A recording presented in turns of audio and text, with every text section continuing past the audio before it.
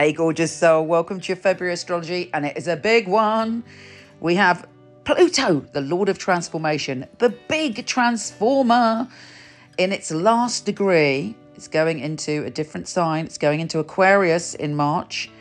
And right now, we've got the peak of our whole Pluto experience.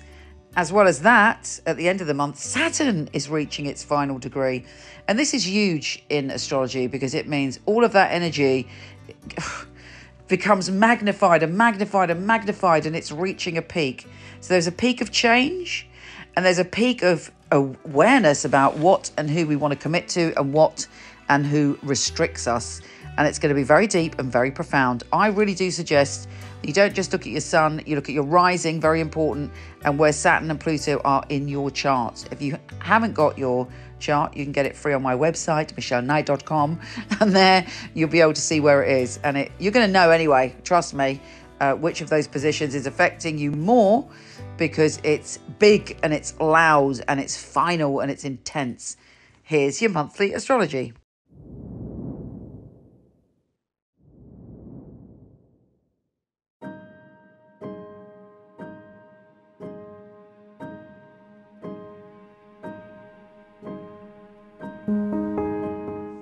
Hey, beautiful Virgo, you're about to feel much better, darling. And that's because Mercury is out of retro shadow. In fact, all planets are going direct this month. So there's a feeling of great relief and full motion forward for you. Now, when this full moon occurs on the 5th of February, you might be thinking back to the past. You're coming to the end of something emotionally, and you're feeling sort of maybe a little bit more spiritual, more in need of merging with someone. You've got more empathy and you're open to really intense spiritual connections, which, I don't know, is that like you normally? Only you know that. But this is a particular moon for you to have all the feelings and all the intuitions.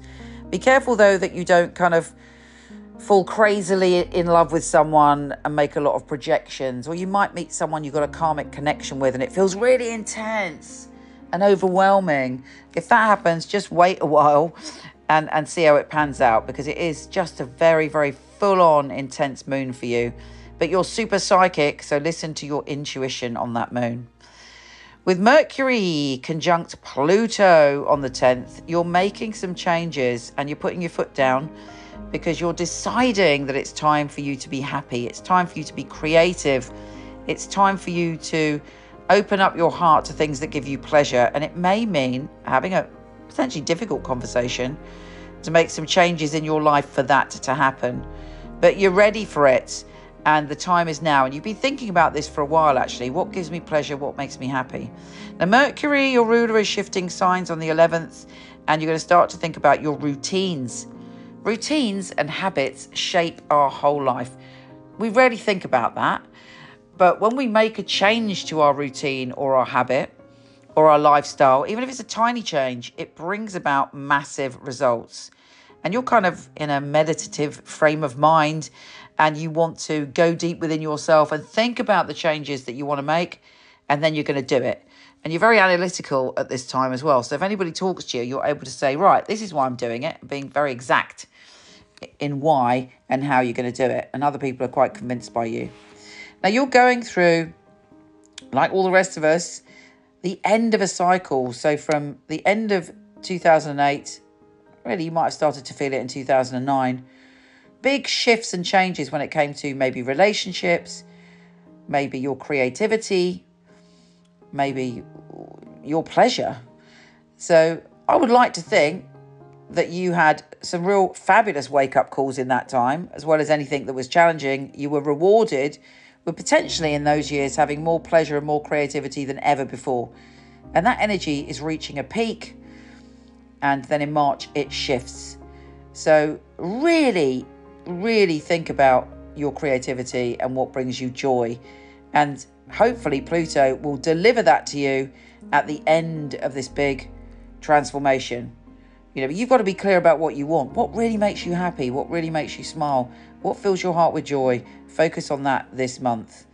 You're definitely feeling a little bit soppy, a little bit like you want to be romantic. You want to open up your heart to one-to-one relationships, even if you're not in a relationship, or you're celibate, you don't want to be in a relationship, whatever, that you are opening up to getting close to individuals on a one-to-one level, and you really want balance in your life, and in your relationships there is a lot more balance, and you're able to strike harmony, as particularly when the sun goes into Pisces, and then we have Venus sextile Pluto. Again, very big positive changes. And if you're not in a relationship and you want to be in a relationship, 100% make sure you do some manifesting on the new super moon in Pisces, because it's in your relationship and harmony zone. And if you do manifesting, then you've got a really good chance of drawing to you what you desire. Now, Saturn, for the past 3 years, has been maybe making you feel that you've been working extra hard, almost too hard, like you didn't have enough space. You may have felt restricted by all the hard work you've done. That's coming to an end in March. It's going through a big shift. And actually, whatever you've committed to, whatever you are really kind of working towards, there's going to be a shift. And hopefully it's a shift because you're going to go to the next level and you're going to feel a lot freer. But pay attention to your commitments and reevaluate them, because a time of shift is on the way. Take care, gorgeous, and I'll speak to you soon.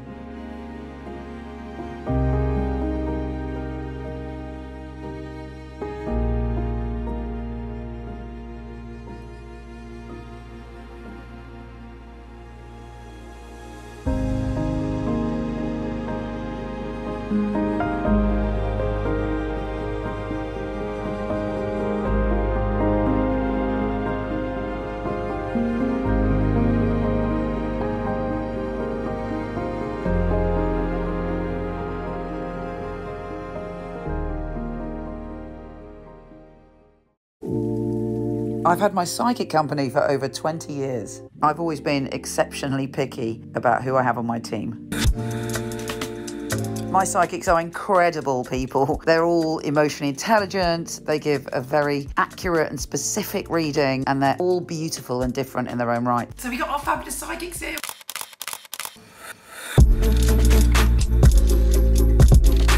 My psychics go through 5 rigorous tests, including one with me, and then we get to meet. I love meeting the readers. And we make a film showcasing their unique skills. Sharon P. Hello. Here we're doing filming. So are you excited? Just relax, be yourself. Open up your heart. So if you feel that you're accurate, you're emotionally intelligent, and your heart really wants to empower your clients, then we'd love you to apply and come for a test with us.